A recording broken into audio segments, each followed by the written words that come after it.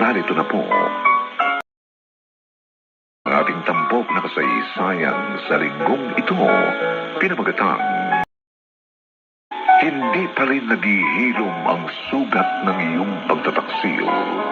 Ate Stacy, sino nabunot mong manito? Secret. Ano ba yan? Sabihin mo na. Siguro yung crush mo, Walaan mo. Tingin ko sa facial expression mo. Mukhang si Mark nga. Totoo? Si Mark nga. Uy, hindi ko maingay. Naku, sorry ko, din nabunot niyo.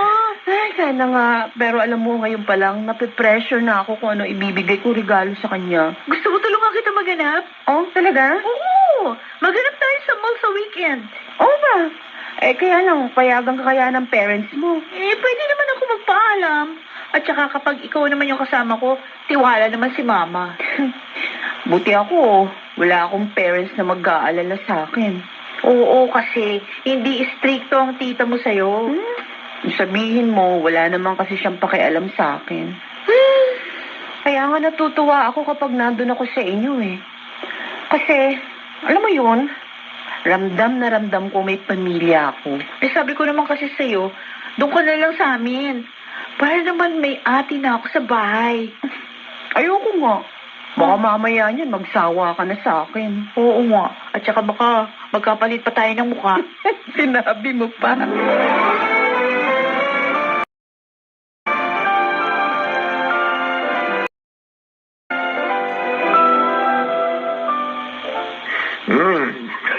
Amoy pa lang, ulam na. Ano pa hinihintay nyo? Kumain na tayo. Sige. Mainit pala. Ano ba yan? Dahan-dahan naman kasi. Hipan mo muna yung sabaw. Kita mo naman, kakaahon ko lang yan eh. Gutom na gutom ka ba, pa? Alam mo naman kapag luto ng mama mo, hindi ako makapaghintay. Ay! Oy, Red, kumuha ka ng pagkain mo. Tsaka bitawan mo nga muna yung cellphone mo. Dahil papanis yung laway mo kasi pare ka cellphone eh. Ibaba mo muna yan.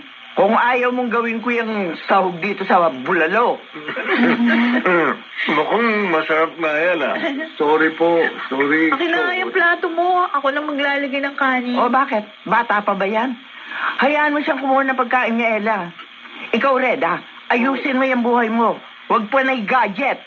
Tingnan mo yung salamin mo. Ang taas na ng grado. Mamaya mo nakagalitan si Red. Kumain na muna tayo. Ang sarap ng ulam Di ba, Ella? Oo nga pa. Ang sarap talaga. Ma, thank you You're the best. Nambola ka pa dyan. Kutulugo. Ina-affirm ko lang yung cooking skills mo. Paglaki ko, I wanna be like you. You're the best mother in the whole wide world.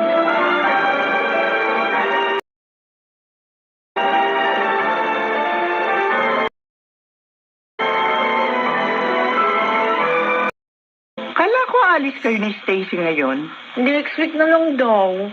Hindi kasi siya pwede ngayon Baka mamaya may ipagawa yung tita niya. Ay, hindi na nga pala nakakapunta rito si Stacy. May mga tinatapos kasi siya. May mga backlog siyang requirements sa ibang subjects namin. Yayain mo sa Pasko. Oh? Oo, sabi mo dito siya mag-celebrate sa atin. Talaga ba? Oo. Yay! Kasi naman kawawa yun Sabi mo, para naman siyang hangin kung iturong ng tita niya, di ba? Oo, kaya nga Buti nga, nakakuha ng part-time job si Ate Stacy. Kung hindi, baka hindi na talaga niya naipagpatuloy yung pag-aaral. Mabuti nga si Stacy. Kahit 25 years old na, nagpurso pa rin mag-aral. Kung iba-iba, baka hindi na nagsumikap na magtapos. Total, pwede naman siya magtrabaho. Sabi nga niya kahit na matagalan siya sa koleyo, basta ang importante makagraduate. Masipag nga si Stacy. Kaya kahit pa paano, gusto ko rin makita niyang may nakaka-appreciate sa kanya. At may mga taong maaari siyang ituring na isang pamilya. Wow! Ang linis na naman ng bahay niyo. Naglinis si Mama kasi nga pupunta ka. Ay, grabe. Alam mo, kapag magpapagood shot ka doon sa tita mo, ha, gumamit ka ng Star Wax, Floor Wax. Gamitan mo yung sahig nyo para malinis. Ewan ko lang kung hindi bumait sa yung tita mo. Pag nakita niya sa sahig yung kanyang reflection. Pwede. Subukan ko nga. Oy, dito ka muna sa sala, ha. Magbibis lang ako ng mabilis. Okay, sige. Stacy? Ay, Tito. Kumusta po? Oh, andito ka pala. Ayo, sinama ko muna siya dito pa. Isang subject lang kami pag Sabado. Manonood kami ng movie dito sa sala. Huwag ka manonood ng basketball, ah. Oo. Nauna ako sa remote. Ay, pa! Joke lang. Gusto mo ng snacks, Stacy? Ay, okay lang po ako, Tito. Nag-snacks po kami ni Ella bago umuwi eh. Ganun ba? Opo. Pero mukhang may niluluto si Beatrice eh. Ah. Tingnan ko lang. Ay, sige po. Feel at home. Yes, Tito.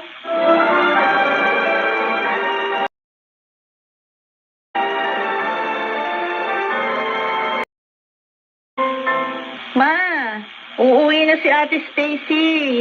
O, Stacy, mag-iingat ka, ha? Opo. Maraming salamat po, Tita. Teka muna, mukhang madilim na. Okay lang yan? Ah, Red! Oh. Ihatid mo nga ng motor si Ate Stacy. Ha? Oh, tiyan ka na naman. Laro ka kasi ng laro dyan sa cellphone mo eh. Bilisan mo na. Kunin mo na yung helmet mo. Ay, wag na. Ako na maghahatid sa'yo, Stacy. Nako, Tito, wag na po. Kukunin ko lang yung susi na sasakyan. Oh, gusto mo sumama, Ella? Ay, naku, may online meeting kami in a while. Si Red na lang kasi magatid. Kita mo ng gabi na eh. Malabo ang mata niyang kapatid mo. Ate, okay lang ba na hindi na ako sumama?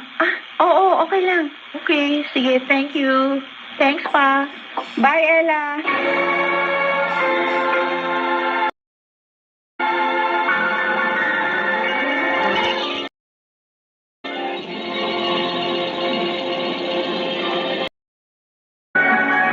May pangako ang bukas.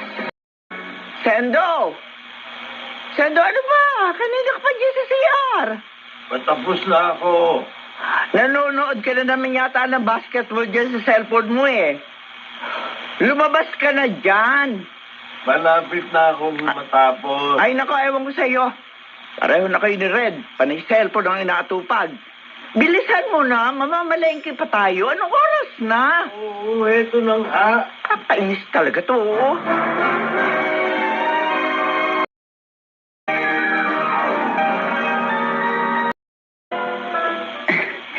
May pasok na ako. Mamaya ka na mag-message. Ate. Ano ka ba? Ella naman, pakagulat ka naman. Sino ka chat mo, ha? Ah? Pad, parang kinikilig ka dyan. Hindi, oh. Walang hindi. Iba yung Talaga? smile mo, no? Wala. Si crush mo yata yan eh. Uy, siya nga pala. 2 days from now, Christmas party na natin. Nabalot mo na ba yung regalo mo? Oo. Yee! What if maligaw na siya sa'yo? Baka hindi naman ako crush nun. Weh. Okay lang. Mukha nga hindi ko na rin siya crush eh. Wow! Ang bilis naman. Nung isang buwan lang, head over heels ka sa kanya. Baka bugso lang ng damdamin yun. O baka naman, may iba ka na kasing crush. Huh? Ha? Wala. Oy, totoo. Wala nga.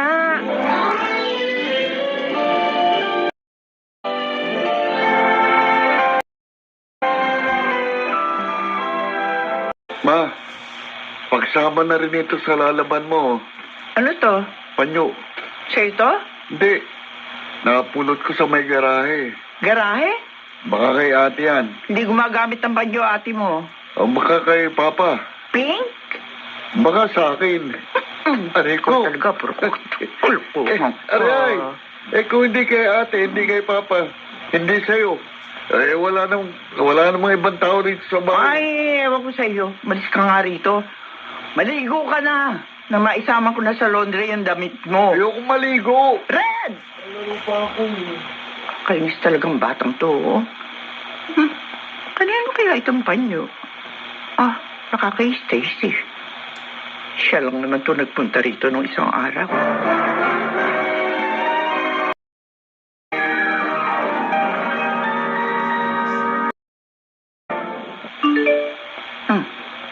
Saan ba to si Sendo? Umalis yata. Iwas to ang cellphone niya. May panay-text ang text. Sino kaya ito? Importante yan. Buti pa buksan ko. May password ang cellphone. Kailan pa naglagay ng password ang Sendong nito sa cellphone niya? Beatrice? Saan ka galing? May pinuntahan ako, kaso naiwan ko pala ang cellphone ko. May panay-text ng text.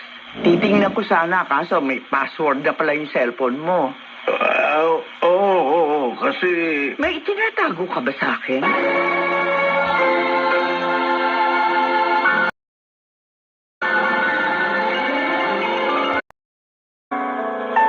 Magsisimula ng maghinala si Beatrice sa kinikilos ng kanyang asawa. Nadiskubre niya na kaya ang lihim nito?